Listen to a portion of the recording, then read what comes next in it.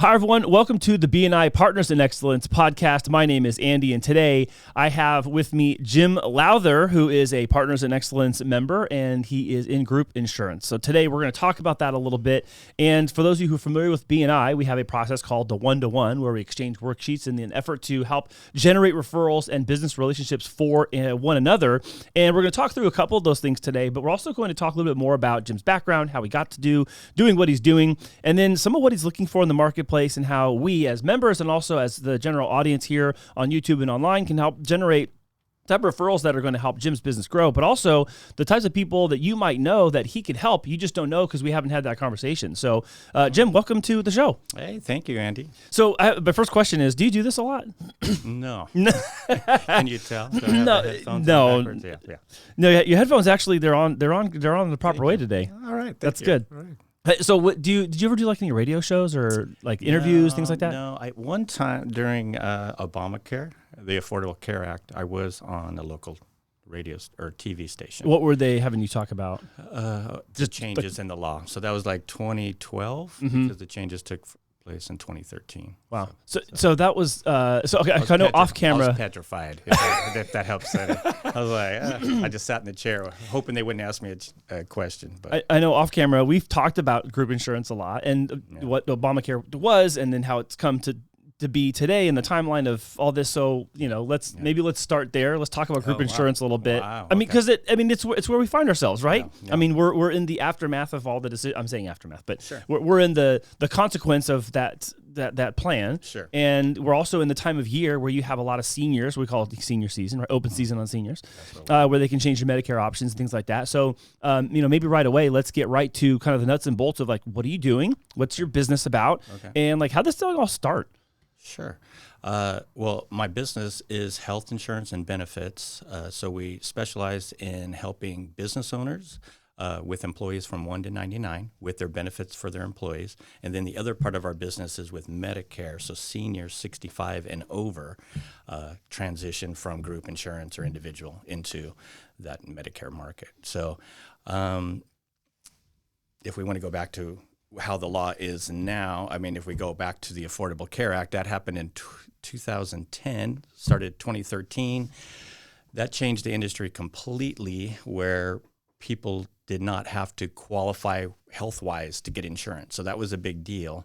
But, promises were made, promises weren't kept as far as how it lowered the cost of insurance, in my opinion. So we just navigated through that last 11 years, and we're still working with that. So as you recognize, health insurance is not an inexpensive thing. Yeah. So part of what we do is just finding solutions for people that make sense to their budget. So whether it's their company or individuals. So that's kind of. So how long have you been in this business, by the way? I started with insurance 2004 with this particular company, Prescott and Lowther now, 2007. Name on the building. Name on the door. Name on the door. I gotta say. Working on getting it to be Lowther and Prescott. But, do you happen to know the owner? I do. So 2004, so 20th year. In the business. Well, yeah. 2007 is when I started with this company. Okay. So before we go back into that, I want to go take one step further because I know something that's unique and cool that I think is neat. It is you were in the printing industry before that. Yeah. So I know when I've come and meet you at the office, you have like a typeset at your office, and it's like the legitimate old school typeset where you put the letters and the characters all together. Like right. So I was like before computers. I'm not bringing up your age. Okay. Yeah. Before computers, we had to do this by hand. Back in 1990. Yeah. When I crossed on the Mayflower. No. So out of high school, I was working a part-time job at a print shop, and then I just rolled right into full-time when I got out of high school and worked there for 21 years in a print shop. And part of what I did was set type with lead and all that stuff. And then we saw the computer come in and change that whole industry. And, I jumped on, and I was the computer guy, and you know how skilled I am at technical. You're great at tech and computers. But thank you for being here today. Yeah, I know. What is this thing? So I took on the role of the computer guy, and honestly, the first person that brought in a floppy 5.5-inch disc. The real, true, original floppy disk. I did not know where to put it in the computer, and it took me maybe, and I'm not exaggerating, 10 minutes to find the power button. Nice. Okay, that's good. But I took it in and said, yeah, we'll have it to you. At that time, you could say, I'll have it to you in 2 weeks. It's a solid 10 minutes of work right there. Clock that work in. That was my past. So I did work in the printing industry for 20-some years. Before we go any further, though, I want to make sure people understand that floppy disk is not the hard shell disk 3 1/4. I think it was a 3 1/4 was the second one. Yep. The original floppy disk was like black. Yeah. And it was literally floppy. It was like real thin. Yeah. And then you had to put it in the drive, and you had to close the drive. Yeah. That is, man, that's a long time ago, isn't it? To the point where you had to buy each type. I had to buy Helvetica. Oh, yes, disc, that's and right. I had to buy Times Roman on a disc. I remember when Oregon Trail was on that disc, and you played that game on that disc. Yeah. That is it. Okay, hold on. Now this just became the Geezer show. I'm so sorry. I'm sorry. I really apologize. It is insurance. You said floppy disk, and I took the bait, and I went right down the rabbit hole of talking about old computers. Yeah, that's okay. But I was in, so to your point, I was in printing for 21 years. Yeah. Yeah. So I worked my way up from the ship. So okay. Then I had a chance to buy the company at the time, and with other employees, and I was a general manager for a while. So from like high school summer job, or just like job in high school or whatever? High school, and then just after school. What did you like best about that? Like, I mean, 21 years is a long time to do something if you like really don't like it or enjoy it. So there must have been something you really enjoyed. Yeah, I really enjoyed it for about 9 years. Mm-hmm. And then the last years is like kind of drudgery. Okay. But is that also when your role changed too? Like, is that part of that whole, like, I work here and I like what I do versus I own it. Not that happy. I think like most businesses, when you get in from doing what you like, I was in the dark room taking pictures and making metal plates and putting all that kind of stuff. And then you get into, now you're the general manager, and all of a sudden, we had 15 employees. So now your job is overseeing employees. Right. And it's not the fun stuff that it used to be. Got it. Or whatever. And I should have made a move long before I did. Okay, so at some point though, you find yourself pivoting and transitioning out of that and into group insurance. Yeah, it's logical. It's a logical change. Someone's wearing a nice suit one day with a nice tie. I was like, what's that guy do? Group insurance? I'm in. Kind of like that. So how'd that work? I was doing like an after work job. Moonlighting. Multi-level thing. Like it's not multi-level, and I'll defend that to the end. But it's one of those things where your friend invites you, and then you're in a room all of a sudden, and you're like, oh, man, what's this? This is a meeting. It's a real meeting. Did you get a breakfast or a dinner for listening to the timeshare pitch? No, I didn't. I didn't. But I did. I was like, oh, I can do this. And at the time, this particular company was doing mortgages, too. So I was actually making more doing mortgage referrals at night than my full-time job. Wow. Just like I would get a $3,000, $4,000 referral thing, and I'm like, what am I doing working all day? Oh, hold on a second.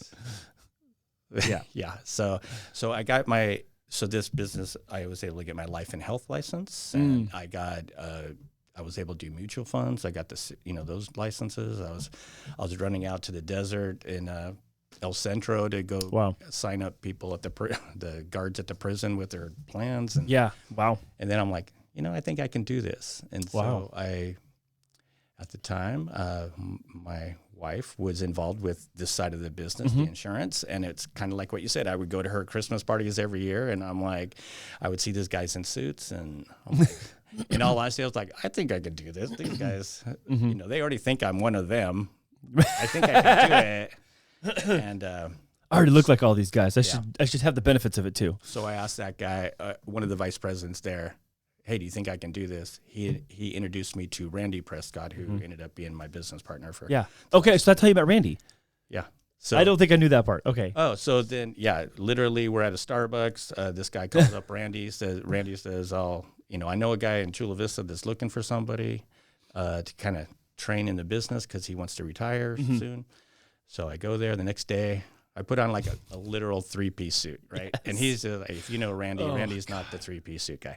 So I walk in and he's like, okay. And so we have a good conversation. We have a lot in common. Hold on. You have to describe Randy so people understand what you're describing. So you walk in a 3-piece suit, but Randy is definitely not wearing a 3-piece suit. No, he's neat, but he's not. No, I'm not suggesting he's sloppy. No. He's casual but professional. So he has no fun of making fun of me. I mean, he has no problem with making fun of me. No problem making fun of you, right? So he just says, "Oh, 3-piece suit. I guess you really in here for an interview, huh?" So we talked, and we have some things in common, church and some things like that. And 45 minutes later, I'm walking out with a key to an office, and that's great. And he says, "Okay, you can work here and stuff." All on commission, I will say. Wow. All on commission. Wow. From day one. Wow. So you started that in 2000. That was 2004. 2007. 2007. Okay. Oh, with him. I'm sorry. got the You're doing license in license in 2004. Okay. I'm sorry. I'm all caught up now. Thank you. all right. No, So Randy enters the picture in 2007. You're in a 3-piece suit. You get a key, and you're working there. Yeah. That's where we find ourselves. Okay. Yeah. So, like right after that, though, is then when this whole Obamacare conversation is happening. Yeah. Or 2010. during it, and it's after happening. it's like, well, in the recesses, right? And then it shows up. Everyone kind of suspects this is going to happen. The global financial meltdown was happening in 2008 and 2009. Yeah, so that was the bigger news at the time. Is the meltdown in your industry, basically, where that was going on. But yeah, then 2009, 2000. I mean, it was 2000. I mean, they signed the bill in March, but it came on all of a sudden because it didn't look like it was going to pass because they kept it under $1 trillion. I don't know. For those of you out there, they kept going back and forth. As long as it was under $1 trillion, they were good. Yeah, that sounds like nothing nowadays, right? Because $1 trillion just seems like a long weekend.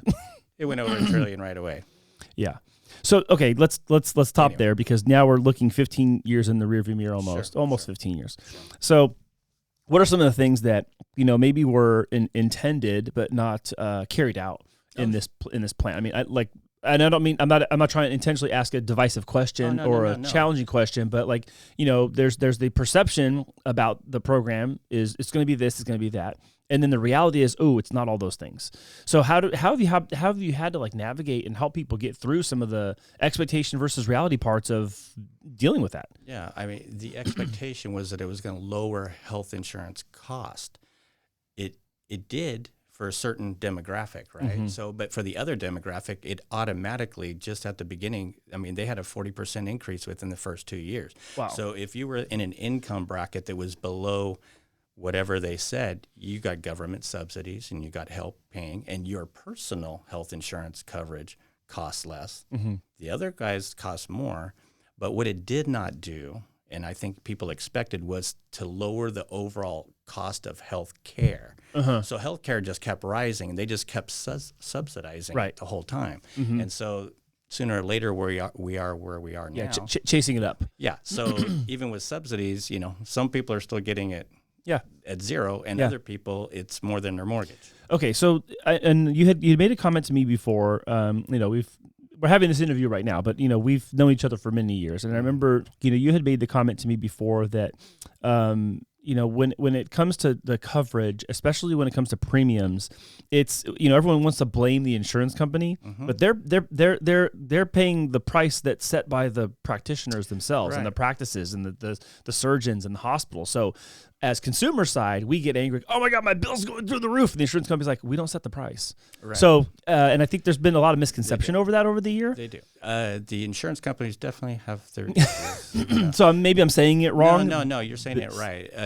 But the pricing starts at the provider, the hospitals, and they got to set a price. The insurance mm-hmm. company is actually negotiating on your part to lower the price. Mm-hmm. So you're already looking at a negotiated price when you have your high price. Mm-hmm. So to always blame the insurance company, it's not always founded, right? Right. So, no, I think we have to do something in my opinion, we have to do something at the top end and bring, the price of these $300,000 surgeries that get negotiated down to 40 with an insurance company, but they should be closer to 40 already, right? And then a negotiated price. So I don't have all the answers there. I spent a few years. I wasn't expecting you to answer it. I was just saying more address kind of the common talking point, which is I know let's take it out of healthcare for a second. I get my car insurance bill. I'm like, oh, this is crazy. Mm-hmm. I don't go and look at all the repair shops and go, you guys, your prices are out of whack. Right. I tell my insurance company, why is my premium so high, right? And similarly in insurance, I know I've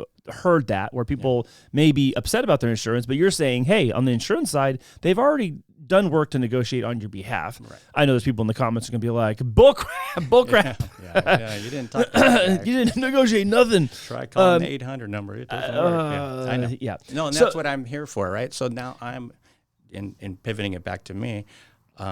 We take that first phone call to help identify where you should be, placing not the blame, but where you can get some help. So, okay, so what is something that maybe you had to answer time and time and time again that maybe people, you feel like people should know this, but they don't, and they still continue asking? Like, is there something that like stands out in regards to this conversation? Like, are we like already hovering over one of the most commonly talked about issues, which is price and negotiating and I mean, obviously the price of everything is going to be the number one complaint, and that and HMO versus PPO. I mean, those are questions like, why do I have to get a referral from my doctor before I go here? And there's a lot of common questions, but price is number one issue. Price is the thing. Yeah. Whether it's your monthly premium or if you're getting subsidies from we do a lot of Covered California subsidies and why that changes. And when you do your taxes, why is it all of a sudden, you got to pay them all back? Right. Why do I owe $4,000 back? Right. Things like that, because it's all after the fact. That's a weird thing about this law, right? You're applying for what your income is now, but you shore it up when you do your taxes. Yeah. So you be maybe getting $500 off a month. Yeah. And then you have a great year. You didn't expect a great year. Now you owe $6,000 back. You owe that back. Oh man. How do you help people prepare for that for that to potentially happen? I mean, because you're saying in this example, you're saying it's connected to the income. So if you are expecting you're going to have a really high income year and you're already getting a subsidy, you should also know that maybe you owe some money at the end of the year. It sounds like the solar true up thing, but that's just I don't know if that's actually the good analogy or not. But that is a good analogy. Sounds like that's that. Great, except for you get much more burned in so. What we've learned over the years, we really try to prep on the beginning of the year to say, hey, if you're over, you're going to owe it back. So like, be conservative with what you're doing. Yeah. Or you also have the option to change that as the year goes on. Right. You can't change your plan, but you can change how much your subsidy you're getting. So that's just one thing we can do. Okay. So let's talk about because I don't want just to be like about insurance show. Yeah. I wanted to kind of get some lay of the land. No, just some lay of the land of like where you're at in this whole thing. Okay, you're 20 years into insurance in general. You're 17 years into Prescott and Lowther. You are the Lowther of Prescott and Lowther. And Randy is ridden off in the sunset, right? He's nice and he was able to retire 2 years ago after 50. He retired on his 50th. 50 years in Chula Vista. Oh, okay. I don't think I remember that. I didn't remember it was 50 years. 50 years. Man, that's like the old age of like the golden watch, and you work at the same place for, your whole life. Wow. 50? So he was his own company for 50 years. Hey, Jim, only 30 years to go. No thanks. Pass. Next question. Next question, please. Man, I just need 6 good numbers. 6 good That's good. So let's talk about referability a little bit. Okay. In BNI, we have the concept of VCP, where once you have visibility, you build your credibility. Once you build your credibility, that turns into profitability. And, one of the things that I think is really important about doing BNI together is helping each other get through those stages so that people who join BNI and are members can receive the benefit of the profitability that you're hoping to have by getting referrals. So let's talk first, please, about like what are really good referrals for you? What are the kinds of referrals that you like get and you're really gratified helping those people? You know that they're getting a lot of value from being your client, your customer, and like people watching this, what would they be looking for and listening for to look for the same things for you? Sure. Well, through the BNI channel, I've been working on my Medicare business. I mean, for the last couple of years, I focus mainly on that because I think that's the demographic that needs the most help. Because it's so confusing. I mean, it's a completely different system that they're used to, and they get threatening letters from the government. It seems like you're going to be fined for the rest of your life. That's the first letter you get when you turn 65. Wait, what? Yeah, you get this letter saying, I'm not 65 yet, so what are you talking about? they get a letter that says, hey, your birthday's coming up and you better sign up for Medicare, because if you don't, you're going to be fined and it's going to be forever. Happy birthday. Here's your penalty for living. Yeah. What? This is how we treat our people, Jim? Yeah. It is. I don't like this. Okay. I don't like this. We need to. Okay. And the letters don't really tell you how to do it. It just says you're going to be in trouble if you don't do it by your birthday. Oh, geez. So anyway, that's the demographic that I think I help the most, because they're just glazed over eyes, most of them. Some of them are super studious and they bring in a whole yellow pad and a book. That's great. But they still don't understand what it is, right? So whether the person is completely trusting me or they're just back checking what they have, that's the demographic that I can help the most. The biggest impact of a referral is maybe a group client, so a company that has 40, 50, 60 employees. Okay. That makes the biggest impact to my business, and that's kind of what I focus on most of the time now, because it's, how do you say that, a bigger bang for my buck and my time. Sure. But both those levels are people that we can help. So let's go one step further in that answer, though, and I'm going to come back to something about the Medicare thing. So in the group scenario, the group instance, where maybe that's more bang for your buck, like what's causing them to even look? Like why is that a referral you're receiving from somebody that I got 50 employees, I'm looking for new coverage. What's going on that they're looking? Well, when a company grows to 50 employees in California, 50 is the trigger point where you start to receive penalties if you don't have insurance coverage for your employees. Okay. So full-time, part-time, all of them? Like, what do you mean? So employees that work 30 hours or more, when you reach 50, and that's an average. So you could have 25 full-time employees and 120 part-time. They divide the hours. That's right. So I remember you telling me this once. So when they get close to 50, that's when they start to get worried, right? Because now their accountant, they're saying, hey, you're at that point, you have to offer insurance. So you don't have to offer employees insurance under that. You don't even have to do it when it's 50. You just have to know what the consequences are as far as penalties. Oh, you're saying you could legit just pay the penalty and it might be cheaper than coverage? Yeah, sometimes. Oh, geez. Not a lot of the times. If you're into do people do that?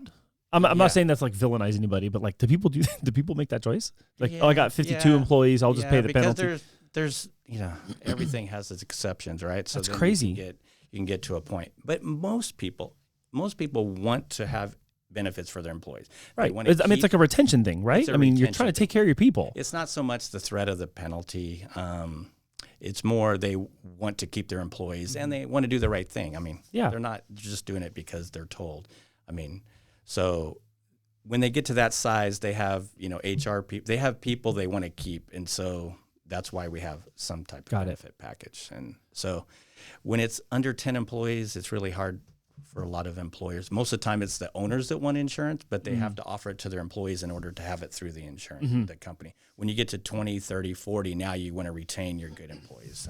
So what's bringing them to you though? Like, so they have to have it, or I'll say have to have it or pay the penalty. That's the reason? Or just sometimes people come to you because they're having a problem somewhere else, or their own previous insurance carriers closed up shop, they folded their tent and went home? Like, what's bringing people to your front door? If someone already has insurance and they're coming to me to be their broker now, it's most likely because they're not getting the attention from their broker.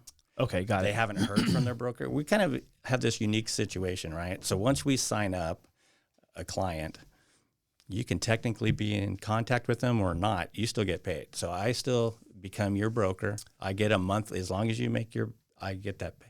You could go for years without ever contacting anybody, and they just keep on going on because. Got it. Okay. So sometimes you find people that don't even know who their broker is. Oh. And those are nice to find. If you got somebody like that, send them my way.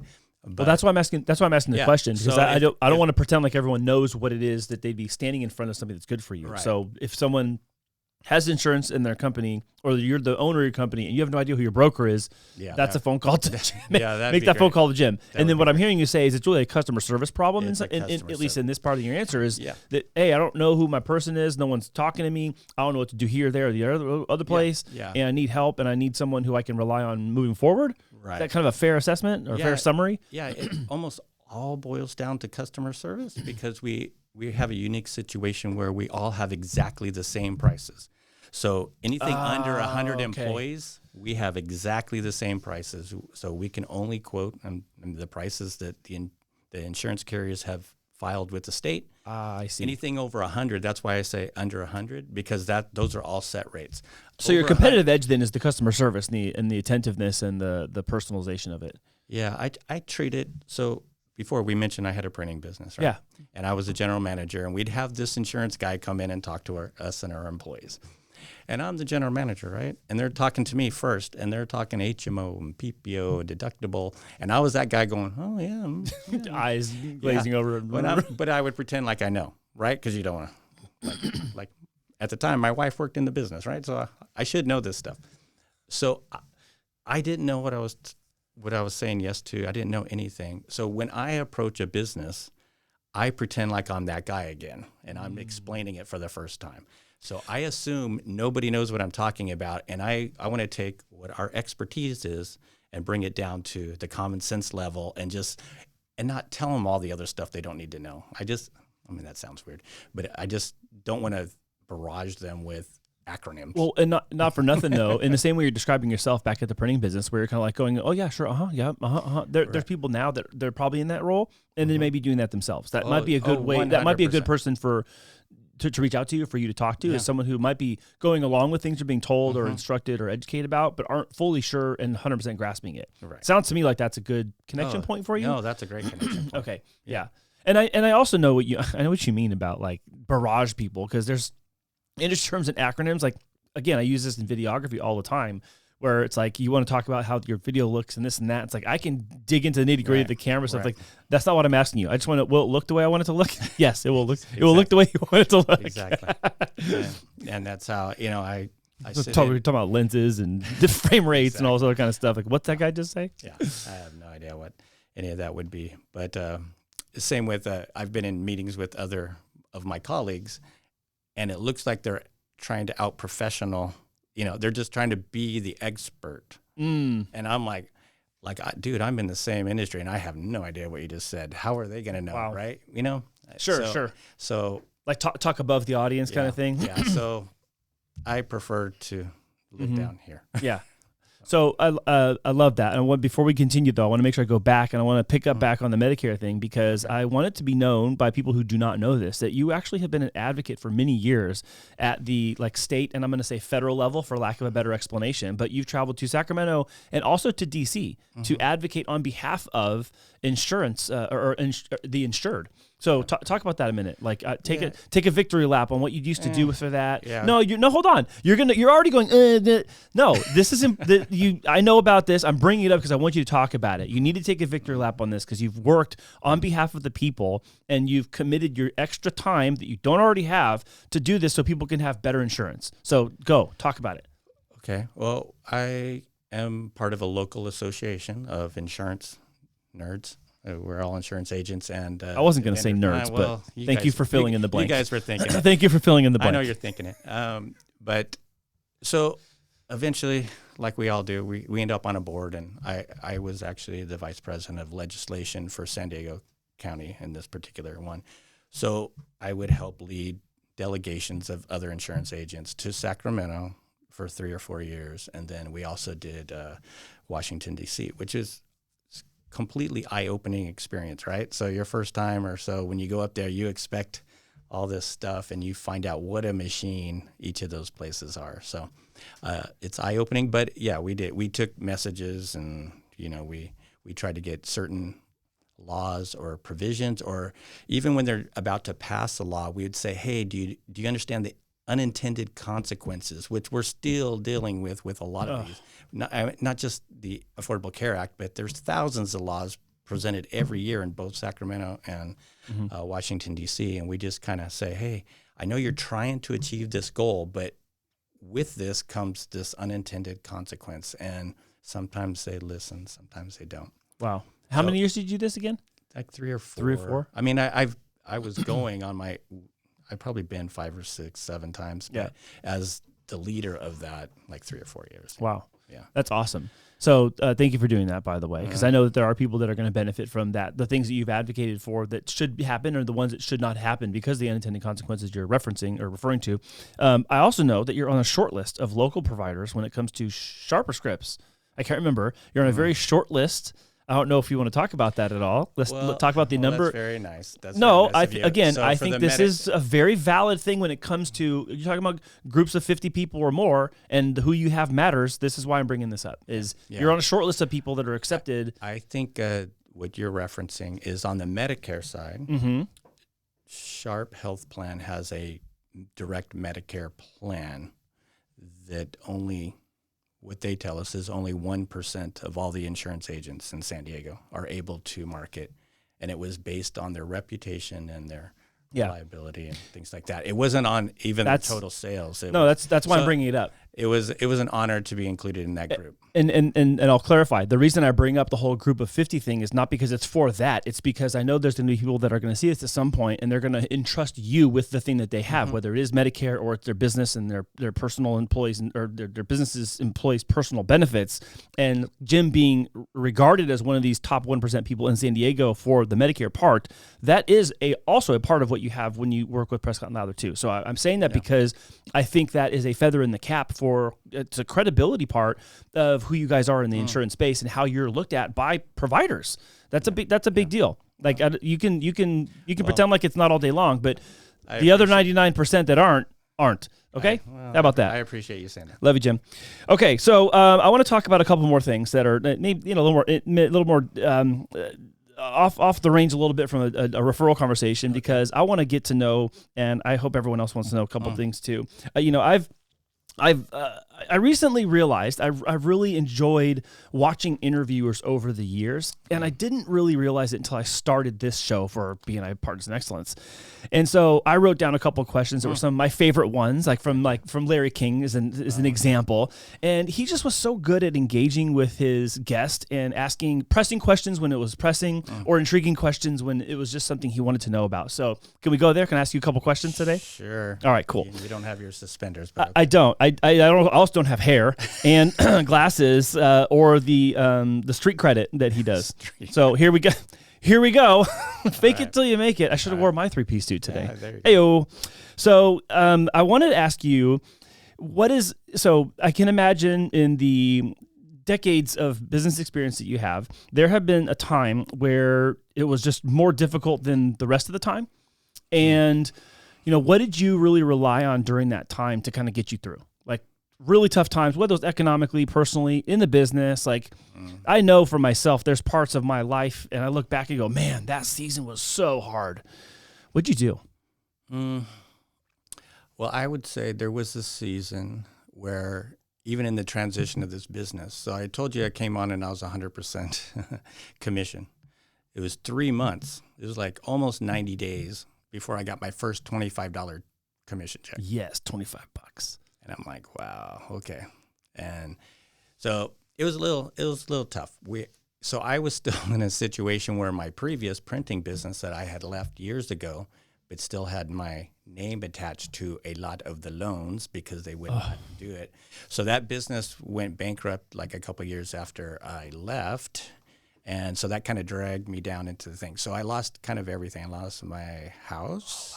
Oh, wow. I had a rental duplex in Mississippi, and I had something else, some timeshare thing, which don't do that no matter what. But I lost all that, right? And so I was starting over, and I was just like, this is tough. So, I'm a person of faith, so I kind of relied on that for the basics, right? I think I'm kind of even keeled on like, okay, I can start over. It wasn't devastating, but it was definitely tough. It was just like, okay, it's grinding it out. Having Randy Prescott, was a great mentor and a friend. He was helpful in all that. And, I'm right in the middle of all this. That was not too long, only a couple years after I met Randy. So, but Well, and at That's that what got me point, through. at that intersection, though, he's also deep into his career, right? He's at this 50-year career by the time he retired. By the time you met him, he was how many years in? Yeah. So when I actually met him in 2007, he hired me to take over in 5 years. He went to retire within 5 years of 2007. And I don't think I knew that. No, he didn't actually mean it, I guess. No. Because, no, I'm glad that was just a pitch. that was a pitch. But I'm glad he didn't, because I would have destroyed the business. Because it was 2012? That's why. Well, because I lacked experience. I know. I thought I knew how to do it, but I realized that the longer you're in this business, the experience pays. So I don't know if that goes back to the original question. How I got through, does. I had faith, and I had this mentor that, like, okay, just keep going. Right. And he helped me. Again, unintended outcome of the question is what I'm learning too is that, at this time that you're referring to, this time frame, Randy is deep into his career at this point. When you had met him, yes, but also at this time you're referencing, like, when did he retire? What year was that? 2 years ago, 2.5 years ago. 22. 20, maybe 21, 22? 22. Oh, okay. So he's already into this for 40 years at this time, or a little 40 to 37 years or whatever it is, but 2000, whatever. You check the math in the comments. He's 37 years in by the time you meet him in 2007. And so at this time you're referencing, you have this person who's ahead of you, like 10 miles down the road of experience. That goes, I'm making this pit stop because that makes a big difference, especially during trying times, is someone who's alongside you, but way ahead of you in experience at the same time. Yeah. That I've been in that situation myself. Yeah. Yeah. And I think somewhere around that time, I started looking towards other people to get me to the next level. So I started hanging out with other agents and people that had what I wanted. So not just Randy, because I only saw our office, right? So my experience with the association and traveling and doing all that, I would see like the super successful people in our business. I thought, and someone gave me some advice once, like, go hang out with the people that you want to be like and find out how they got. And surprisingly, if more of us would do that, you'd find that people are really willing to share their ideas and stuff with you. I think we always think it's competitors. Just dog eat dog all the time. It's like, kind of like BNI, right? We kind of all get together and share kind of what's working for us, even though it's not our industry. But if you do it specifically in your industry, that'll help you out. There's a large set of common things that just work because they work, right? Because we interact with people and systems, and then we're in business. And so there's things that broadly are going to work regardless of the industry, regardless of the set. There's like business to business stuff, and there's business to consumer stuff. And so I think there's a lot of that. But having the wisdom and guidance of people who are in that same industry who can look at it from a different angle in a non-competitive way, that even if you do win by taking their advice, it doesn't negatively impact them either. Right. And I see that a lot in the video space too. Like and maybe it's a little bit different because it might be perceived that we have the same like product set. Like, oh yeah, you have cameras and you shoot people and you shoot events and things. Yes, but the layer of creativity that exists after you stop recording can change so vast from creator to creator that like there's the styles I cannot do and I will not even attempt to do because someone else is already killing it, and I'd rather them just go kill it for the referral than me even try it. I'd be like the guinea. I'd be guinea pigging your thing if you asked me to do that over there. Like, I don't even know how to start that thing. Right, but the experience of sharing or learning from someone else, you just might learn one thing like that you could use and completely change your business by doing that one thing. You don't have to do the same thing they're doing. You just have to find one thing that changes your business. You just stepped on one of my question landmines. I was going to ask you, what is if you had to suggest one thing you would tell someone in business to really hold on to as tried and true, no matter what happens in the market, no matter what happens in the economy, no matter what happens in your industry, what's one thing you'd tell them? That was perfect segue, by the way. Okay, well, I didn't mean to. Totally not a setup, but dang, Jim, is this your first interview? Now I got to have to come up with an answer. No, I would say don't give up on the stuff you like to do. Don't outsource. So I read that James Clear had a quote last week, and the author of Atomic Habits, he said, don't outsource the things you like to do. So I'm in this space right now where I'm trying to outsource as much as I can using technology and all that, and that really hits home. I like to meet with people. I like to meet with employers. Don't ever give that part up. And then the other thing would be focus on the things that make you I don't want to say the most money that you like to do, but the things that are more profitable for you. That actually frees up more of your time to do the other stuff. But if you do all the other, if you're not delegating enough, then you're going to get stuck behind and not enjoy it as much. Okay, why is that important? Why is it so important that you hold on to the thing that you love the most? I don't want to assume that it's obvious. To me, I know it's obvious, but to people who are watching who maybe don't know what you're referring to, like, why is that so important? I just think it takes a little bit of the stress of the business away, right? We're all growing our business. I've grown my business, I'm going to say dramatically in the last year. I mean, I feel like it's growing very quickly. And that equates to more of our time. Like, we automatically think that we're going to be spending double the time because now you just doubled your business, right? So I'm spending double the time, and then you start to spin out of control, and you're not relaxed, and you're not enjoying it. Why? I was better off before at half the stuff. So I think you need to carve out the stuff that you enjoy, figure out a way to do the other stuff, even though you like doing it and you don't want to give up control. Giving up control is big, but I mean, the older I get, you have to be happy and balanced in life. And there's a way. I mean, I saw a copy around here of 10X is easier. Yeah, 10X is easier. So I was listening to that again, and it's like all of a sudden you realize you can do so much more and be so much happier and make 10 times the amount of money. Yeah. And it's not just about the money. It's the things you can do with it, you know? Yeah. I have kids. They need help.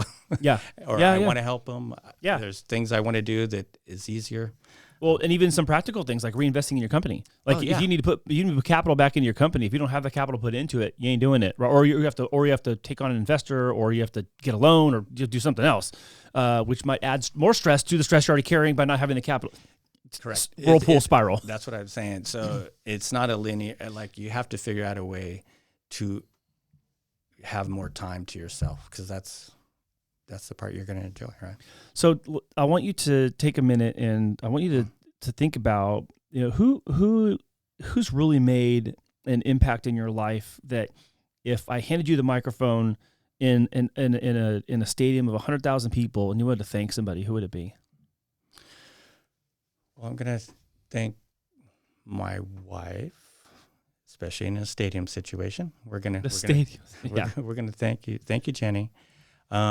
No, but honestly, as you know, and maybe not everybody here, I just recently was married again last year, and she's completely crazy and beautiful and fun, and she's spontaneous. So the spontaneous part is not what the insurance agent guy had before, as far as my life, not before. But so having her around to keep me on my toes and to be the opposite opinion on a lot of things is really, helped me be more vibrant in my life. Other than Jenny, I would say my brothers. I know it's crazy, but I have 3 brothers, and they've just been stable my whole life. Like they're good guys, they're responsible, they're all like heroes, firefighter, highway patrol captain, and then the fun one who's the bartender and the bail bondsman. That's pretty awesome. So wait, hold on. Bartender, bail bondsman. I know that doesn't seem fair, right? Which one precedes the other? Yeah, I said that doesn't seem fair. Like, you set them up and take them down, right? So like a tow truck dropping nails out on the road. Like, okay, this guy had too much. You might want to take him down. And he's got the highway patrol brother, right? It's all the setup. This seems more like a scheme than anything, but okay. It could have been. No, I know it's not. I don't know. So they've influenced you, or what? They've been a backstop for you. Like what makes you say them? I would just say that the example that they give, like, it's tough to see somebody always doing the right thing. They're always, like, my brothers have always done the right thing, right? They will give up, they will sacrifice stuff just to make it look like they're doing the right thing. So I appreciate that, and that's like a stability thing. So there's been times in my life where I've had friends disappear on me, and through the hard times, you talk about the hard times, like those, personal hard times, like it's crickets, right? But your family's, for the most part, been there for you. Yeah. So So when you think about like the long game of life, you know, what's something you want to leave behind? What do you want to leave for, like, you know, as a legacy, like behind the tail behind the comet, if you will? What do you want to trail you when all this is said and done? Well, I'd like my kids to know. I'm starting to not worry so much about what other people think. That's kind of what I've learned. But I see how much I want to be around my family and my girls and my grandkids now. I got grandkids. So I just want them to see that I cared, that being responsible is the way you got to do, and that I was responsible, and I just looked out for their best interest, and that they look back and say he had fun. You know, I can't say that for a lot of my life because I was trying to work all the time. But I'm trying to balance that now. But I want them to see, like, you know, at the end there, Dad was having fun. Yeah. So no, that's good. Yeah, that's good. I don't know if you could ask that question. Or I mean, clearly you've thought about it, but no, I haven't thought about it, and I clearly haven't been asked that before. But, oh, okay. Well, I probably would have had a better answer. No, I don't think it's a good or bad answer. I'm not saying it's a good or bad answer. I don't think that at all. You had an answer. That's why I'm saying you had an answer. When I said, like, what kind of legacy you want to leave, and you had an answer. So it's in there somewhere. It's in your heart, your mind, combination of that. Yeah. It's in there. Okay. Yeah, no, it came out. So, okay, if you could have dinner with anyone dead or alive, who would it be? There's a Larry King one. That's the Larry King. There you go. Hey-o. Yeah, number one Larry King question I put on there. You know, I think most people are going to say Jesus, but I know I'm going to have that conversation with him later. So at Last Supper. At Last Supper. One of you will betray me. What? Huh? What? Huh? Hold on. I'm going to go with Benjamin Franklin. Oh, wow. Okay. And Tell me why. Here's why. So I told you I was in printing, and he was a printer. He was also the first person to start an insurance company in the United States. But I did not know that. But you know from me doing little talks in our BNI group that I like the Founding Fathers' whole situation, and I use Benjamin Franklin and others as examples. But it just seems like a cool time, right? Like, I mean, the forming of a country. He had all these super inventions. He was, you know, fluffy clothes. He had. I know that's definitely not what you mean, but yeah, and he was a diplomat he was over in France for a while. He just had this, like, interesting time. It's almost like he was a time traveler, went back and did all the stuff. Yeah, his resume has cool stuff on it. Yeah, it's just a cool thing. So I guess he would be dead. You know, I wonder. Have dinner with him. I do wonder sometimes about, like, the Founding Fathers. I wonder if they thought about the legacy they were leaving, or if they were just in the moment doing the thing they thought they needed to do. You know, like, did they do it, like, just in the moment, in that, like, flash in the pan kind of, oh, we need to do this, we have to, do this. And then at the time that was happening, were they also thinking about the long term? I mean, yeah, they had to be thinking of the long term, right? Because certain things were written that way and set up that way. But also, I wonder if the magnitude of the impact that would make was known. Like, do you think that I know I'm hypothesizing here, but do you think they really understood, like, whoa, this is a massive impact? I think they knew. I mean, just from the different sources that I've been reading and listening to, and I don't know, I kind of gravitated to that time period. I think they did know. I don't think they had any idea that it would last this long. You know, we're living in a time now where everybody's hair is on fire. I would say that. Thank you very much. Thank you. About politics and stuff like that. But I still don't think we're at the level that they were dealing with, right? I mean, I just think, I don't think they knew that it was going to last this long. Yeah. Wow. I think they knew that it was huge and that they were trying to do something never done before, but I don't know that they knew it was going to last more than 15, 20 years. Well, I know also because of these BNI presentations, I know that you have a not so hidden skill of being able to juggle.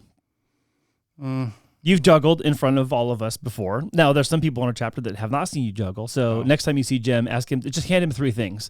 Just hand him 3 things to juggle, and he'll do it. Now I've made you a circus clown. Yeah, well, a jester of sorts. What other hidden talents or not so hidden talents do you have that we don't know about, Jim? Yeah, there's not too many talents here. Come on, do you have a unicycle that we don't know about? I tried to unicycle for a long time because it goes with juggling, right? So I was kind of just joking, but do you really have a unicycle? Not anymore, but I. Oh my God! But I did because That was a wild ass guess. well, isn't it natural? Like when you're trying to learn how to juggle. I don't know. I don't think so. I thought maybe you'd go with clown uniform first or clown outfit before you go with unicycle. I was just kind of throwing that out as a joke, but okay. Yeah. Unicycle owner. I don't think I have any other Former owner. talents. Okay, go ahead. Tell the unicycle story. You had a unicycle for real? I tried. I didn't ever. I mean, I could get it to go for a while.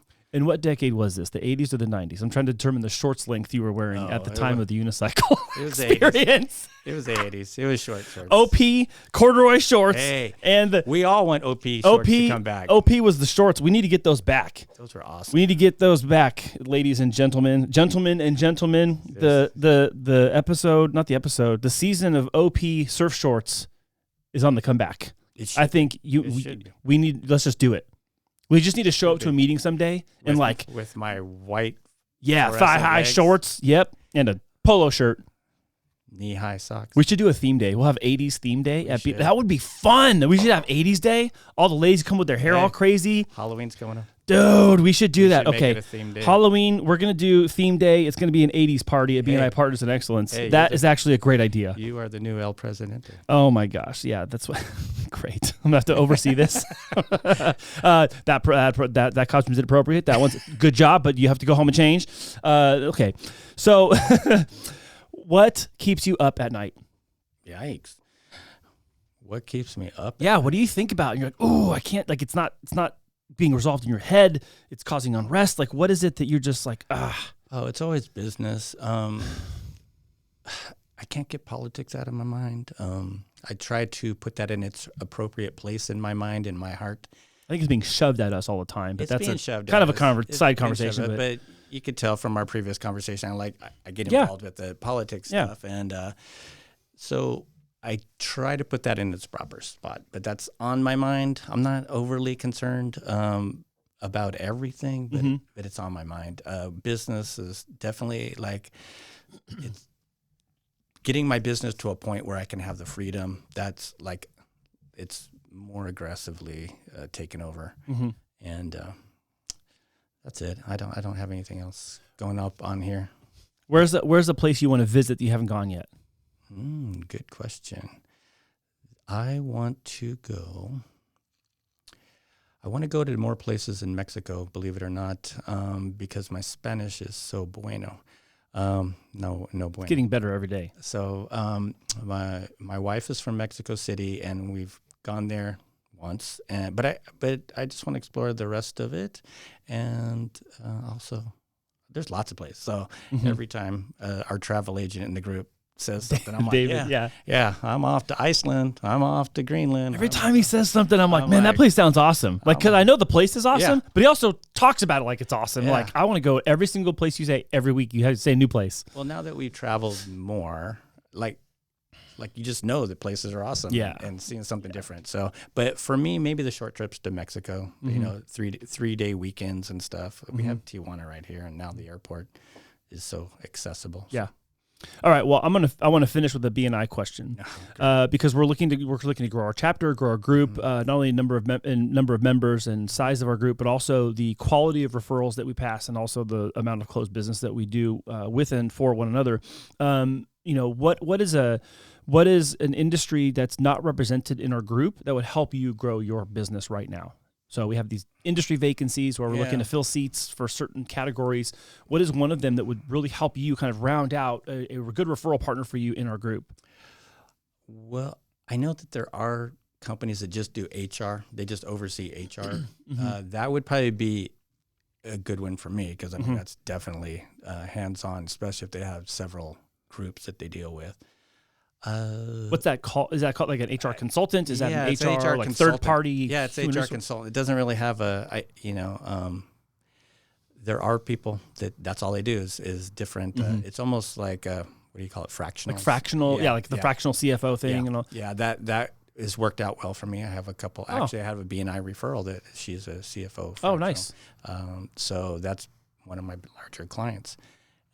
So that would be one. We have payroll providers in our group, but a payroll company would be that doesn't do health benefits. So some of the smaller ones, that would be a great resource for me. What is the most lucrative referral you've ever had from BNI? As far as opportunity or money or whatever, you can define it how you want. What's the most lucrative referral you've ever received? Okay, well, I'm going to say it's this year, and it really? It was one. So I was able to purchase a book of business from a small agency, so it was a whole kind of book. Wow! And they got down to 2 people that they were going to go with, and the deciding coin flip was because I knew the BNI member, so Nuri in our group. Nuri, thank you. Wow, shout out to Nuri. Because she worked in the office, and they said, we don't even know Nuri, but because she's downstairs and we heard great things. Yeah, she's been there forever. They said that was the deciding point. We had no other, we narrowed it down to 2, and that's it. So that, I know that's an ongoing thing, but that is my largest, I don't know if you want numbers, but that... No, whatever you again, whatever you say lucrative is. It's been created the best opportunity. It's been the most profitable, whatever. Yeah, I mean, just 2 of those 12. I mean, I don't know the numbers on the whole thing, but it's about 60,000. That's amazing.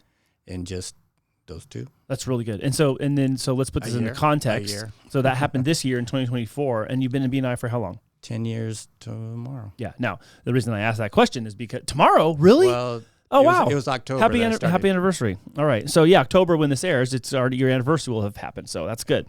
So I mentioned that for two reasons. Number one, the opportunity came because of BNI. But number 2, sometimes the most lucrative thing that will happen to you in BNI happens at some other year other than your first or second.